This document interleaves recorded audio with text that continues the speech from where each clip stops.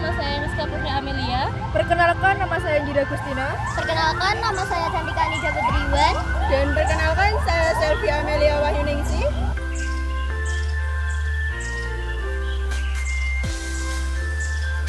Saya di sini akan mempresentasikan tugas kenegaraan yang berjudul pengenalan konstitusi dalam kehidupan sehari-hari. Yang pertama ada logo Garuda. Kakak, kenapa sih kok ada logo Garuda di situ? Karena ada logo Garuda di sini bahwa menandakan negara Indonesia sangat kuat dan besar. Selanjutnya kita akan memasuki materi yang pertama, pengertian konstitusi. Apa itu pengertian konstitusi?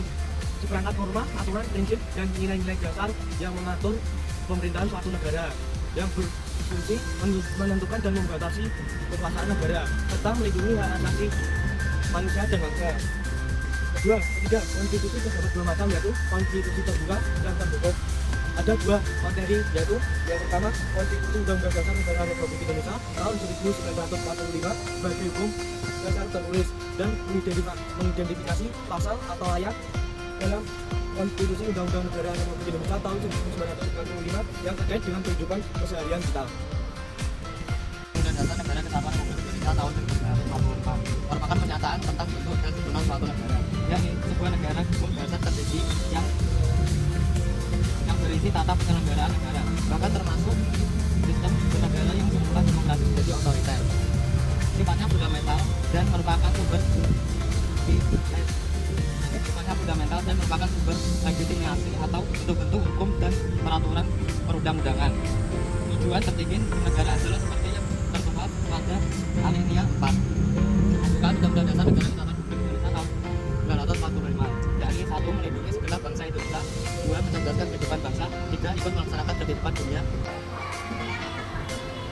Pasal 3 ayat 1 Undang-Undang Nomor 12 Tahun 2011 tentang pembentukan peraturan perundang-undangan dinyatakan bahwa Undang-Undang NKRI tahun 1945 merupakan hukum dasar dalam peraturan perundang-undangan. Perubahan pasca amandemen ada 6, yaitu 1. Mempertegas prinsip negara berdasarkan atas hukum pasal 3 ayat 1. Yang kedua, mengatur pemberhentian penjabatan para penjabat di Indonesia. 3. Hukum konstitusional berdasarkan penyebaran kekuasaan. Dan yang keempat, setiap lembaga negara sejajar dengan kedudukannya. Yang kelima, menata kembali lembaga-lembaganya negara yang berapa. Yang nomor 6 terakhir, ada lembaga negara baru agar sesuai dengan sistem konstitusional dan prinsip negara dasar hukum. Dan untuk selanjutnya adalah Undang-Undang Dasar Negara Republik Indonesia tahun 1945 dalam kehidupan sehari-hari. Pasal 29 ayat 1, negara berdasarkan ketuhanan yang Maha Esa. Pasal 29 ayat 2 adalah negara menjamin kemerdekaan tiap-tiap penduduk untuk memeluk agamanya masing-masing dan untuk beribadah, menyatakan bahwa negara kita adalah negara berketuhanan. Adapun contohnya dalam kehidupan sehari-hari. Yang pertama adalah mengakui dan menghargai hak asasi orang lain. Yang kedua adalah tidak main hakim sendiri. Yang ketiga, menjalankan nilai-nilai Pancasila dalam kehidupan sehari-hari. Yang keempat adalah mematuhi peraturan-peraturan yang ada, baik peraturan di sekolah ataupun di lalu lintas. Yang kelima adalah menjalankan ibadah dan kewajibannya sesuai dengan kewajiban masing-masing. Saya akan menjelaskan pasal 28 ayat 1.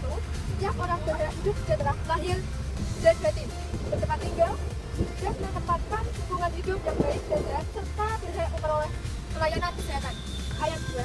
Setiap orang berhak mendapatkan kemudahan melakukan khusus untuk memperoleh kesehatan dan manfaat yang sama guna mencapai kesamaan dan keadilan. Pasal 3. Setiap orang berhak atas jaminan sosial, memungkinkan pengembangan dirinya secara utuh sebagai manusia yang bermartabat. Dan pasal yang terakhir, pasal 24 ayat 1. Fakir miskin dan anak-anak terlantar dipelihara oleh negara. Ayat 2. Negara mengembangkan sistem jaminan sosial bagi seluruh dan memberdayakan manusia yang lemah dan tidak mampu sesuai martabat kemanusiaan. Ayat 3. Negara bertanggung jawab atas fasilitas penyediaan kesehatan dan fasilitas pelayanan umum yang layak. Sekian presentasi kami di sini. Kurang lebihnya mohon maaf. Kalau ada salah kata mohon dimaafkan.